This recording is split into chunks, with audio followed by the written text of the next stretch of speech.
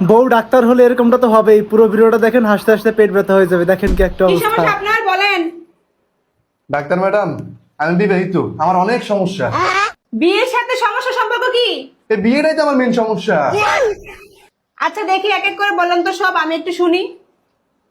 আমার ভিতরে সারাক্ষণ টেনশন কাজ করে।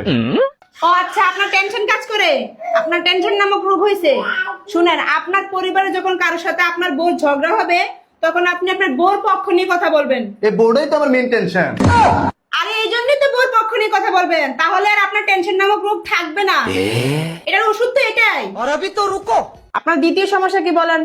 আমার দ্বিতীয় সমস্যা হচ্ছে আমার ভিতরে সারাক্ষণ অশান্তি কাজ করে। আমার বাসার মধ্যে নিঃশ্বাস নিতে পারি না আমি।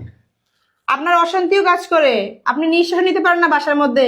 শুনেন, এটার জন্য আপনি প্রত্যেকদিন আপনার স্ত্রীর প্রশংসা করবেন এবং আপনার স্ত্রীকে প্রতি মাসে তার ওনার পছন্দ মতো ওনাকে শপিং করিয়ে দিবেন, ঠিক আছে? তাহলে আপনার এই দুইটা রোগ ভালো হয়ে যাবে। আমি তো বাসার মানুষের কথা শুনে মোটামুটি নিঃশ্বাস নিতে পারতাম।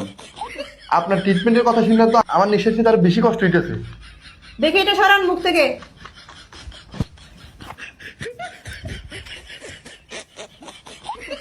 হা করেন, বরাবর নিঃশ্বাস নেন। ও মাই গড, আপনার তো হার্টের অনেক বড় সমস্যা হয়ে আছে।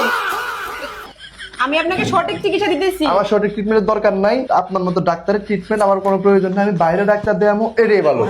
সারা জীবন কিন্তু ভুগতে হবে এই রোগটা নিয়ে আপনি। আমি সারা জীবন ভুগতে রাজি, তারপরও আপনার ট্রিটমেন্ট আমার প্রয়োজন নাই।